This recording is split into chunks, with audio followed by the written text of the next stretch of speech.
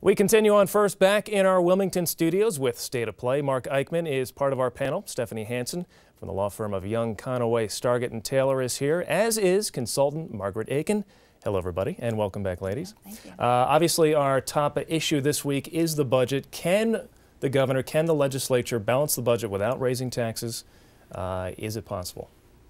I think it's not only is it possible, it's necessary, because I think at this point people have heard over the last 2-3 years now nothing but tax increase, and have lived with tax increase, particularly in Newcastle County, and that's been a big emphasis of the Tea Party.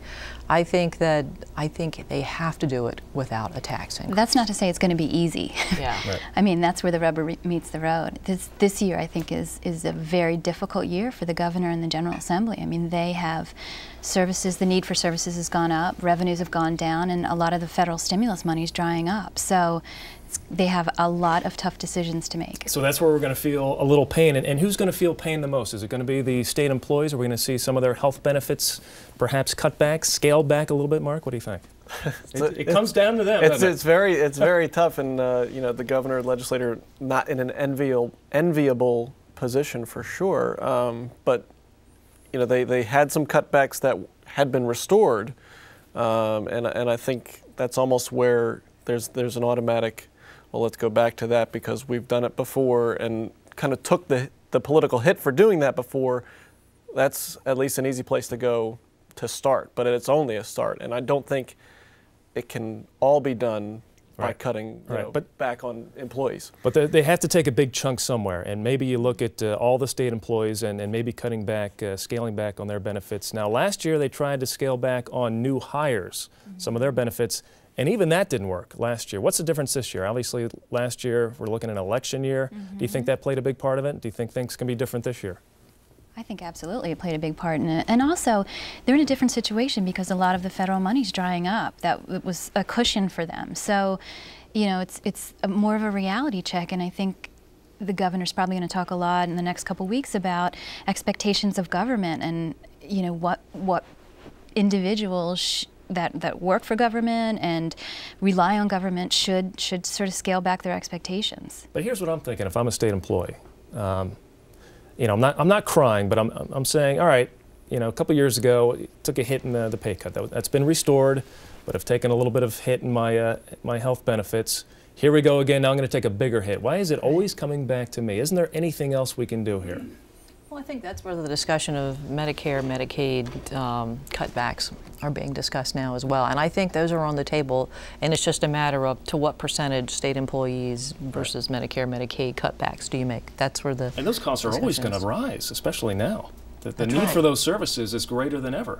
But what is it? That's like the second largest cost for taxpayers, right? Second largest, right? Yeah. So you know, and those costs aside are only from personnel, which would be the first. So there you go. So something's got to give there. That's number one. Number two, because really you have no other option unless you want to start, you know, hiking up some taxes. But didn't we do that a couple years ago? Or layoffs, right? So it's always better than the L word. Layoffs. Nobody wants to go through that. All right. It's been a couple of weeks since we've talked about Christine O'Donnell. So of course. She's back in the news. Actually, she didn't really make a big deal out of it, but she's formed a PAC, a political action committee. She really isn't making a big deal of it, but my first reaction is, uh-oh, she's raising some money. Better keep an eye on that. Well, it's something that she talked about post her election loss to Chris Coons, and talked about wanting to get involved in other things and helping spread some of the money that she was able to raise, you know, through that incredible 2-month period, spread that to other issues that she was interested in, not just running her campaign ads. Exactly what those groups or issues or what she'll do is still kind of unknown.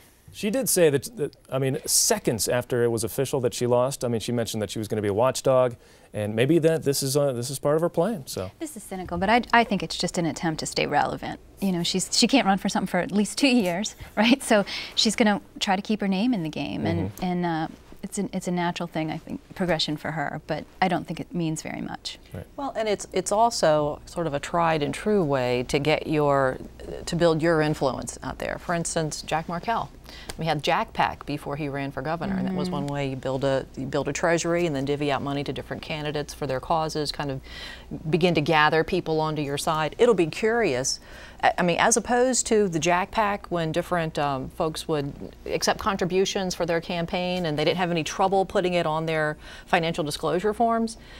If you accept a contribution now from the O'Donnell PAC, that's going to be something, particularly in Newcastle County, but also in Kent and Sussex, that's going to be very well known. You're going to be an O'Donnell Tea Party candidate, you know, accepting their help or not. It's something that's, I'm going to be curious to see who accepts and who doesn't. There'll probably be a lot more of the thanks but no thanks.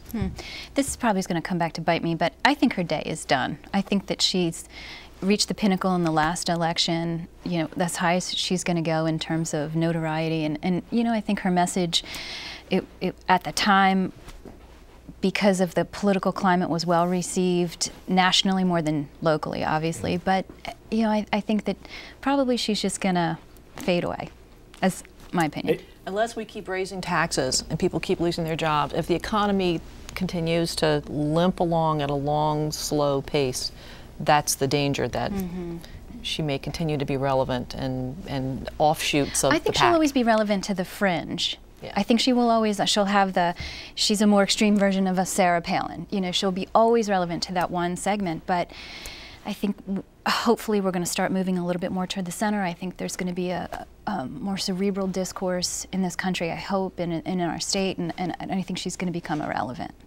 But in a state where the Republican Party is still kind of trying to find its way. In disarray. Yes. There's somebody who, I mean, she's sort of has some power to... A run for governor, is that possibly in it?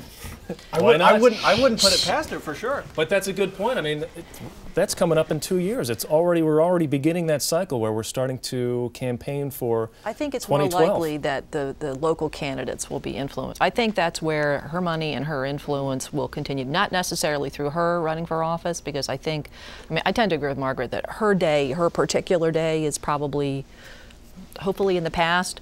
But the influence that the Tea Party has, and this PAC, and the whole philosophy that the Tea Party has, I think we're going to continue to see that in the local candidate races that are going to be bolstered by money from the PAC and money and influence from that are the result of a bad economy.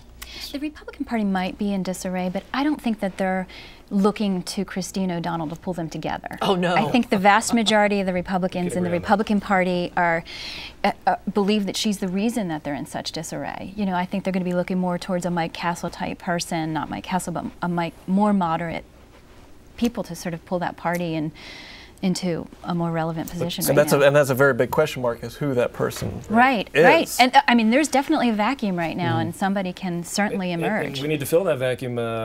You know, Republicans need to fill that in the next couple of years. Let's talk about Jack Markell. He's in his third year. Things are lining up very well for him to win a second term. You know, like you said, there's really no Republican that can challenge him right now, but as we know in politics, things can change overnight. Do you think this is a big year for Jack Markell? Does he need to get things, when he sets his plan, does he need to make that plan happen? Could this be the critical year in going forward to a second term? I think it probably always is a critical year. I mean, there's probably not a year when you're a governor that's not critical. It is a hard job, you know, and he's in a really tough spot. I mean, they're calling it the Great Recession, you know, and he has taken over at a time when it's very difficult to run a state government and sort of shepherding the state through it. I think he's doing a great job. You know, he emerged as a national leader on a lot of issues, and yeah, it's critical. I think this is going to be a very, very difficult year for him budget-wise, and he's going to have to work very hard to get some sign-on by the General Assembly on a lot of his policies and plans, and I think it's going to be hard, but you know, he's in a tough spot, and he's done well. This is the year he's going to make the tough decisions, the tough budget decisions that everybody's been putting off for a really long time.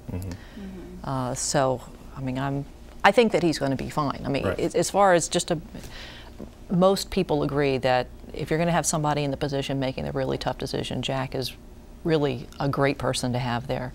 It's just a little scary as to what we're looking at this year. And this is probably the year he can do it. Yeah. You know, nobody's up for election. Right. Right. The General Assembly, brand new sworn in, nobody's running, nobody's up. Everybody's in the same party. Well, yeah, I mean, but... That helps. Mm-hmm. In some ways. But that helps, but that's a lot of pressure, too. It is. Because now, whatever he wants to get done, if he can get his own party in order and get them to, like you said, follow along with what he wants to get done, they can get it done. They have the votes in both chambers. You know, he's a Democrat. It's kind of a lot on the party's shoulders, and if looking ahead to don't- the next 2 years. And if things don't pan out well, then guess who gets blamed? You know, that party. So in the next election, usually, there's backlash. All right. Thank you, panel. I'm sure this is a conversation we will have again.